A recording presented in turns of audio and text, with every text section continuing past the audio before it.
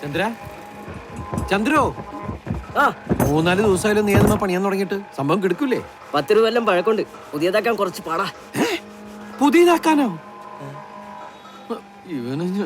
ദിനേശ, എന്തോ എന്റെ ദിനേശ, താൻ ഇവനോടൊന്നും പറഞ്ഞു കൊടുത്തില്ലേ? പുതിയതാക്കല്ല, പഴയതാക്കാണ് വേണ്ടത്. ഒരു 100-150 കൊല്ലമെങ്കിലും പഴക്കം വേണം. ഞാനിതൊക്കെ അവന് നേരത്തെ പറഞ്ഞു കൊടുത്തിട്ടുള്ളതാണ്. എന്നിട്ടാണോ? എന്റെ ചന്ദ്ര, 20 കൊല്ലം പഴക്കമുള്ള ഈ സാധനത്തിന് ഒരു 150 കൊല്ലം പഴക്കമാക്കാൻ നമ്മൾ എന്താ ചെയ്യേണ്ടത്? ഒരു 130 കൊല്ലം വെയിറ്റ് ചെയ്യേണ്ടി വരും. കണക്കിലും മിടുക്കനാണല്ലേ? ചിലപ്പോ. മിടുക്കണം, ഇങ്ങോട്ട് വന്ന്. മിടുക്ക, ഇവിടെ നടക്കുന്ന കാര്യങ്ങൾ എന്താന്ന് മിടുക്കനറിയോ? ഇല്ല. വാ, ഈ ഇരിക്കുന്ന സാധനങ്ങൾ എന്താന്ന് മിടുക്കനറിയോ? ഇല്ല. ആ, ഇതാണ് ആസിഡ്. ആസിഡോ? അതെ. ആ, ദാ ഇനി ഇത് കണ്ടോ, കരിമരുന്ന്. കരിമരുന്ന്? ശ്രദ്ധിച്ചോളൂ, പുതിയൊരു ഫർണിച്ചർ കിട്ടിക്കഴിഞ്ഞാൽ നമ്മളിതേ ഒരു കരിമരുന്ന് പ്രയോഗം. എടോ, ഒരു കരിവാളിപ്പ് ഒന്ന് താളിക്കുക.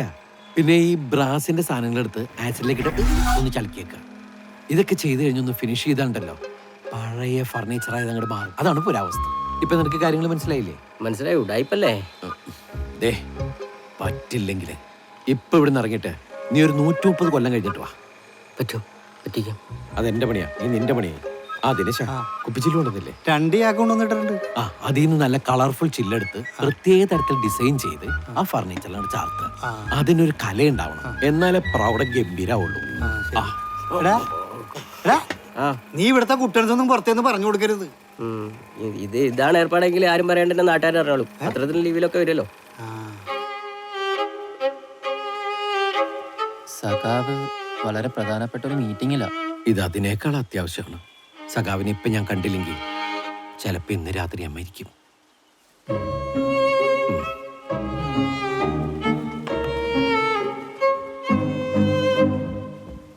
തനിക്കെന്താ വധഭീഷണി വല്ലതും ഉണ്ടോ?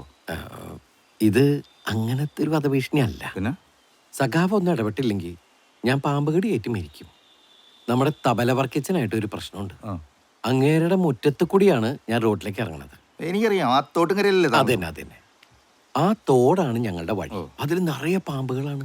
ഈ വഴി പ്രശ്നമൊക്കെ എന്നോട് പറയുന്നതിനാടോ? ഞങ്ങളല്ലോ ഭരിക്കുന്നേ. ആ പഞ്ചായത്ത് പ്രസിഡന്റിനോട് പറ. സഖാവിനുള്ള വില പഞ്ചായത്ത് പ്രസിഡന്റ് ഈ നാട്ടിലില്ല. അയാൾ ഒരു കള്ളനാണെന്ന് കംപ്ലീറ്റ് ആൾക്കാർക്ക് അറിയാം. കള്ളന്മാരുടെ വാക്കാരെങ്കിലും വിശ്വസിക്കുവോ? എവിടെ? ഒരു വൃത്തികെട്ടവൻ.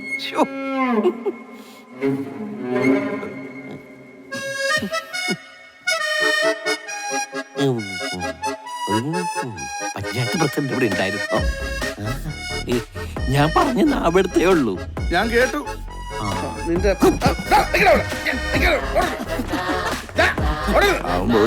ഞാൻ കഞ്ചു. ഞാൻ തന്റെ പാർട്ടി ഓഫീസിൽ വലിച്ചു കയറി വന്നതേ ഈ നാട് ദേശസ്വത്തയിൽ പെടുന്ന ഒരു പരിപാടി ആയതുകൊണ്ടാ. അല്ലാതെ താൻ തന്നെ അണികളെ വെച്ച് എന്നെ കുറിച്ച് മറ്റേ വർത്താനം പറയിപ്പിക്കുന്ന കേൾക്കാനല്ല. മനസ്സിലായോ? എടോ, അയാളെ ഞങ്ങളുടെ മെമ്പർ ഒന്നുമല്ല, വേറൊരു ആവശ്യത്തിന് ഇവിടെ വന്നതാ. പിന്നെ എടോ, നമ്മുടെ നാട് ദേശീയ തലത്തിൽ ശ്രദ്ധിക്കപ്പെടാൻ പോവല്ലേ. പാർട്ടി വ്യത്യാസം ഒന്നും നോക്കൂല, എല്ലാത്തിനും ഒപ്പം ഞങ്ങളുണ്ടാവും. സഹാക്കന്മാരുടെ ഔദാര്യത്തിന് നന്ദി. നമ്മളിത് ഗംഭീരമാക്കും. തീർച്ചയായും. പിന്നെ അതിന്റെ ഇടയിൽ കൂടെ താനെ 50-ാം വർഷം കയറ്റിയുണ്ടല്ലോ, കാഞ്ഞ ബുദ്ധി തന്നെ. അതുള്ളത് കൊണ്ടാണല്ലോ ഞാൻ ജയിച്ചതും താൻ തോറ്റതും. പറ്റേ, ഞാൻ ധൃതി ഉണ്ട്, അതുകൊണ്ടാ. ഇനി അവന്മാരുടെ ചാട എന്തായിരിക്കോ? അതെ, ചുമ്മാ നിൽക്കുന്ന ചാരി ഇരിക്കുന്ന കൊടിയൊക്കെ എവിടെയെങ്കിലും കൂടെ കേട്ടെ. വളരട്ടെ പാർട്ടി. പുള്ളിക്കാരുടെ അകത്തിട്ട് അറിഞ്ഞിട്ടില്ലേ ഞാൻ കാര്യങ്ങളൊക്കെ പറഞ്ഞത്? ഞാൻ പറഞ്ഞൊക്കെ സത്യമല്ലേ സഖാവേ? താൻ പറഞ്ഞതിൽ സത്യമൊക്കെ ഉണ്ട്, പക്ഷെ അത് ഇവിടെ വെച്ച് പറഞ്ഞത് ശരിയായില്ല. പോട്ടെ, താനും തബല വർക്കിച്ചനോട്ട് എന്താ പ്രശ്നം? എന്നെ അയാളുടെ വീടിന്റെ മുമ്പിൽ കൂടി വഴി നടത്താൻ സമ്മതിക്കണം. സഖാവ് പറഞ്ഞ അയാൾ കേൾക്കും. സഖാവിനെ എല്ലാവർക്കും ഒരു പേടിയുണ്ടല്ലോ. എന്തിനാടോ എന്നെ പേടിക്കുന്നത്? നമ്മൾ പാർട്ടിക്കാരെന്ന് പറഞ്ഞ ഇത്തിരി വെട്ടും കുത്തൊക്കെയുള്ള ആൾക്കാരാണല്ലോ. ഇത് എനിക്ക് വെട്ടും കുത്തൊന്നും അത്ര പരിചയമില്ല, പക്ഷെ ഇതുപോലെ വേണ്ടാതീനം പറഞ്ഞു വരുത്തുന്നവരെ നേരിടേണ്ടത് എങ്ങനെയാണെന്ന് എനിക്കറിയാം.